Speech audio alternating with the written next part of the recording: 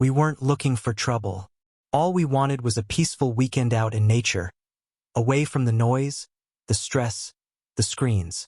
No distractions, no cities, no people, just trees, stars, and silence. It was my friend Wes who found the spot. A hidden lake deep in the Appalachian Mountains. Not on the map. No trail markers. Just a place a local old man told him about while fishing. The guy was strange. Eyes foggy, voice shaky. But he swore it was the most peaceful place in the world.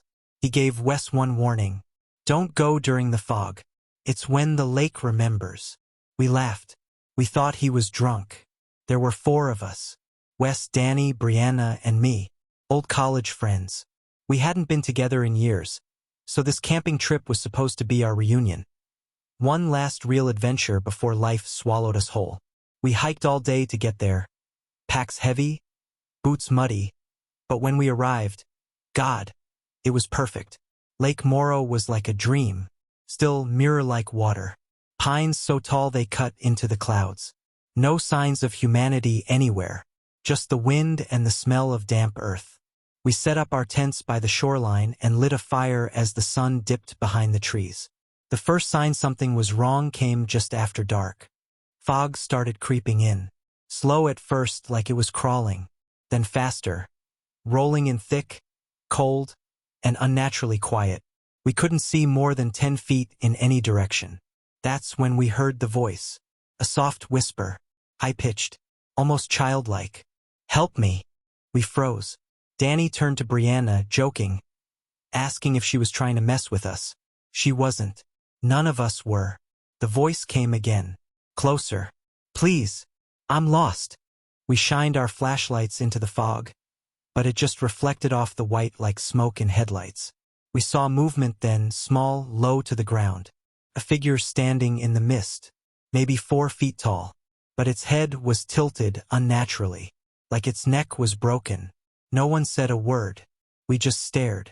Then the thing whispered, "Come see," and it vanished. Danny stepped forward. We begged him not to, but it was like he couldn't hear us. He walked into the fog, following the voice like he was in a trance. We chased after him, but he was gone. No footsteps, no sounds, nothing. Just endless white fog and the growing sense that we weren't alone. We called his name for nearly an hour, then gave up and ran back to camp. Brianna was shaking. Wes looked like he'd seen a ghost. That's when he told us the truth. "This isn't my first time here," he said. Turns out, Wes had a sister who vanished 10 years ago on a solo hiking trip. Her last message was a photo of this very lake. He'd never told anyone. "I think this is where she disappeared," he whispered. That's when the voices started again. Dozens of them now. Whispers from every direction. "I'm cold. Come with me. I remember you." We packed our gear in a frenzy, but the fog had changed the terrain. The path out wasn't there anymore. Everything was unfamiliar. We walked for hours, going in circles. I tripped over something in the brush. It was a backpack. Danny's, but it looked old. Weather-worn, torn, covered in moss, like it had been there for years. Wes picked up a photo from inside. It wasn't Danny's. It was of Wes's sister, smiling, standing at this very lake. Brianna vanished next. 1 second she was there. The next she was gone. All that remained were her shoes and a child's handprint on her tent. We screamed until our voices gave out. Wes broke down laughing. Not normal laughter. Wild, mad, unhinged. "It called me back," he said. Then he walked into the lake. I ran after him, but he was gone before he reached the waterline. No splash, no ripple, just fog. I don't know how I got out. I woke up 3 days later at a ranger station, covered in cuts and bruises. They said hikers sometimes get turned around. But I know what I saw. I know what I heard. They never found Danny, Brianna, or Wes. Not a single trace. But I still hear them. When the fog rolls in, late at night, whispers outside my window, calling, begging, "Come see. We remember. We're still waiting." And one day, I might answer. Story number 2. I've gone camping all my life. backwoods, solo, rain or shine. Never once thought I'd be scared of trees. Until last summer. This happened in Red River Gorge, Kentucky. If you've ever hiked there, you know it's gorgeous, towering cliffs, winding trails, natural rock bridges. But it's wild, raw, and it hides things, old things. It was supposed to be a 4-day trip. Just me and my dog, Scout. I brought my hammock, my gear, and one new toy, a thermal monocular I'd been dying to test at night. I planned to hike deep off-trail, far from any people. I wasn't afraid of wildlife. In fact, that's what I was hoping to see. But I saw something else. The first 2 days were perfect. Sunny, quiet, breezy at night. Scout chased squirrels, I made camp by a cold stream, cooked by the fire, and even recorded owl calls. Then the fog rolled in. Not your typical morning mist, this was thick, clinging. Came around sunset on the third night and stayed. Scout didn't like it. He whined, panted, kept turning toward the woods behind us and growling low. I figured it was a coyote or maybe a bear, so I kept him leashed and loaded the flare gun just in case. That night, I scanned the trees with my thermal. That's when I saw it. Something was watching us. At first, it looked like a person, tall, standing still behind a tree. But it was too still. No body heat. Cold blue on the thermal like the tree itself. But it moved. It ducked behind another tree. Fast. No heat signature, but it moved. I turned off the monocular and shined my flashlight. Nothing. Scout was barking his head off, staring in the same direction. We didn't sleep that night. At 3:17 a.m., I remember the exact time because I checked my watch. I heard what sounded like a woman crying deep in the woods. Not a scream, sobbing. Gasping. Sounded real. Too real. But there was no way anyone else was out there. I hadn't seen a soul in 2 days. Still, something pulled at me. That instinct. That human impulse to help. So I shouted, "Hello? Are you hurt?" And from the trees, the crying stopped. What came next was worse than silence. It repeated me, "Are you hurt?" Same tone. Same volume. But wrong. Too sharp. Like a recording played back by someone who didn't understand emotion. Scout lost it, barking, snarling. I grabbed my knife and the flare gun and backed toward the tent. Then came the scream. High. Long, blood-curdling. Not human. Not animal. It sounded like a tree was being torn in half. Screaming. Scout bolted. He yanked the leash out of my hand and ran into the trees. I chased after him, calling, panicking. My best friend had vanished into that black fog. I ran for what felt like miles. Then I found him. Dead still, sitting at the base of a massive ancient tree, one I hadn't seen on the hike in. Twisted bark, blackened limbs. It looked burned, but there was no sign of fire. Scout was staring upward. Eyes fixed. Then I heard it again. Above me. Breathing. Heavy, creaking like a massive wooden chest rising and falling. I looked up. There was something in the tree. It looked like a man. Long limbs, skin that looked like bark. But the face, no eyes, just a mouth. White, gaping. Splinters where teeth should have been. And then it opened its mouth. Come back. That same warped voice. I grabbed Scout and ran. Branches whipped my face. Roots caught my boots. But I didn't stop. Somehow, I made it back to my camp at dawn. Everything was torn apart. The tent shredded. Gear scattered. And carved into the ground in huge claw-like scratches. Stay. I didn't. I hiked out without sleep, food, or rest. Scout stayed pressed to my leg the entire way, trembling. When I got to the ranger station, I told them everything. They didn't laugh. One old ranger, gray and quiet, pulled me aside and said, "You saw the screaming tree. That thing's older than these hills. It don't want company. You're lucky it let you go." I never camped there again. But sometimes, in deep fog, I hear things. Things that sound like my own voice, calling from the woods, begging me to come back.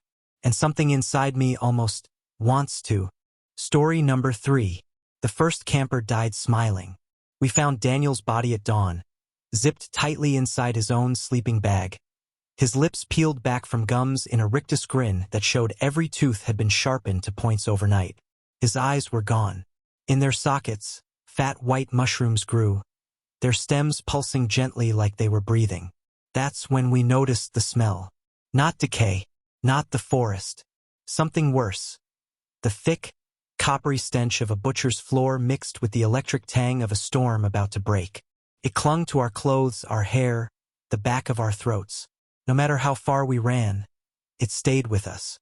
Because it wasn't coming from outside. It was coming from inside us. The second night, the whispers started. Not from the trees. Not from the dark. From our own mouths as we slept. Jessie woke us screaming at 3:33 a.m., her hands clamped over her own lips as her voice, her own goddamn voice, gurgled words in something that wasn't language. The sounds slithered between us, taking shape in the air, forming symbols that hurt to look at. Then her teeth began to move. We watched, helpless, as they pushed through her gums like crooked tombstones, her jaw unhinging with wet pops as something rearranged her from the inside. When she finally stopped screaming, her new teeth clicked together in a rhythm almost like speech, almost like laughter. The forest changed around us. Paths we'd walked hours before now ended in solid walls of meat, pulsing, veined surfaces that sweat a thick black fluid. Trees bent double like old men, their bark splitting to reveal rows of human teeth beneath. The sky stopped being sky, becoming instead a stretched membrane through which shapes moved, enormous, patient things that watched us with something worse than hunger. The third night, we stopped being human. Mark was the first to peel. His skin came away in sheets, revealing the glistening red muscle beneath. Muscle that kept moving after it was exposed, forming new patterns, new shapes. He screamed as his fingers fused together into one long blade of bone and tendon, his legs snapping backwards at the knees as something rewrote his skeleton. By dawn, he was gone. In his place stood something that wore his face like a mask, its mouth stretched too wide, its limbs too many, its eyes all wrong. It spoke with Mark's voice, but the words weren't his. "You're almost ready." The last day is hardest to describe. The air itself thickened, becoming something between liquid and flesh. Breathing felt like drowning. Our skin bubbled, forming new mouths that screamed in languages we'd never heard. Time bent. Seconds stretched into hours, hours collapsed into moments. And through it all, the crawling. Something moving beneath our skin. Something burrowing deeper. Something that whispered to us in the dark places inside our skulls where thoughts go to die. When the rangers found the campsite, they noted the strange details. For sleeping bags, all occupied. A journal filled with writing that wasn't in ink but in something darker. Every reflective surface shattered from the inside out. And carved into the flesh of a nearby tree, the words, "We are what hunts you now." They never found our bodies. But sometimes, when campers go missing in those woods, the rangers report hearing something strange just before the disappearances. A sound like lips smacking, like teeth clicking together, like something learning to laugh. And if you listen very, very closely to the silence between those sounds, you can hear the one word they always whisper last. More. Story number 4. People think they know fear. They don't. Not until they hear something calling your name in the middle of the woods. And you're absolutely alone. This story happened to me and 2 close friends, Tyler and Jess, back in the summer of 2019. We were all 22, dumb, restless, and in love with the idea of finding abandoned places off the grid. Our goal that weekend? Find the forgotten Firewatch Tower in the middle of the Smoky Mountains. We'd heard rumors about it from a guy online. Some backcountry relic left behind after a fire in the 80s. No trail to it. No map. Just vague coordinates and a challenge. If you find it, don't stay past midnight. That's when it wakes up. We laughed it off, of course. But that warning was the last thing I remembered before everything went to hell. We parked the truck at the edge of a gravel forest road, about 5 miles past the last ranger checkpoint. From there, it was pure wilderness. The air was thick, still. Even the birds seemed quiet, like they were watching. After hours of hiking, we found it. The tower was real. It stood crooked, about 50 feet high, wood rotting but still intact. Metal stairs snaked around it, leading up to a square cabin at the top with shattered windows and a tilted door barely hanging on. Felt wrong. There was no sign of fire damage, but the trees around it were black, like they'd been burned long ago, but only in that small radius. Jess joked it looked like a blasted zone, like the forest was pushed away from the tower, afraid to grow near it. Still, we set up camp at the base. Tyler climbed up first. The stairs creaked like something old and angry, but they held. Inside the tower, there was a rusted cot, broken lantern, and, oddly, pages. Yellowed, brittle notebook pages. Dozens of them, scattered like someone had ripped a journal apart. Jess picked one up and read aloud. The sky is dark again. No wind. No sound. Only the tapping. It's in the walls. It's under the floor. That should have been our cue to leave. But we were too curious, too stupid. We collected the pages.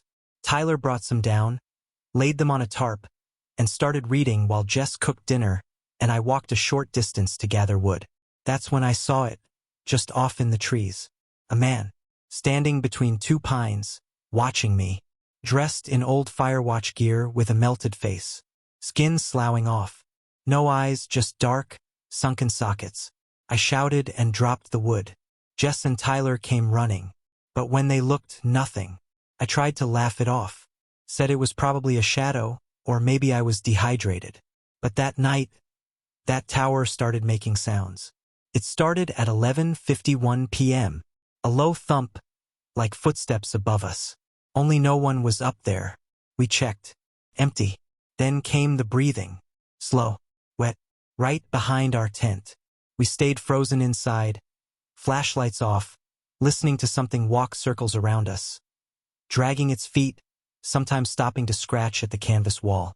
At 12:03 a.m., everything went silent. Then Tyler's voice, but it wasn't coming from inside the tent. It was outside. Guys, come out. I found something. His voice, but twisted, robotic, like it came from someone who'd only heard him speak once and tried to mimic it. Jess grabbed my arm and whispered, "Tyler's right here." He was sitting between us, pale, eyes wide. Then the voice repeated, louder, "Come out. I found something." We didn't sleep. At sunrise, the forest was different. No dew, no birds, no rustle of wind, just a heavy, static silence. And all those journal pages, they were gone. In their place, a single page, folded, written in fresh ink. It said, "The tower is never empty. It just pretends. You fed it. It's awake now." Tyler wanted to burn it. Jess wanted to leave immediately. I wanted answers. So I did the dumbest thing of my life. I climbed back up that tower alone. Inside, the walls had changed. Now there were dozens of names scratched into the wood. Some carved deep, others fading. And near the cot, something was lying there. Not a person. A uniform, neatly folded. Hat on top. Old fire watcher badge. Nameplate, G. Harlan. The name matched one of the journal pages we'd read. Someone who supposedly died in the 1982 fire that never happened, according to records. And then the wind returned. Fast. Violent. The whole tower shook. Behind me, the door slammed shut. The walls moaned. Not creaked. Moaned. Like the tower itself was alive. And then I saw the shadow. Long arms. Too many joints. Head cocked at an unnatural angle. Crawl out from under the floorboards. I didn't wait. I ran. We left everything behind. Tent. Gear. Even Tyler's expensive hiking boots. Didn't stop until we reached the truck. But the strangest part? That tower? Wasn't there. Gone. No structure. No clearing. Just thick woods. Like it had never existed. We called the ranger station. Asked about a firewatch tower from the 80s in that area. They told us, there's no record of a tower out there. Hasn't been one for 40 years. And that one burned down with the man still inside. We never found his body. We never told them what we found, or what followed us home. Because ever since that trip, at exactly 12:03 a.m. every night, I hear my own voice outside my window whispering, "Come out. I found something."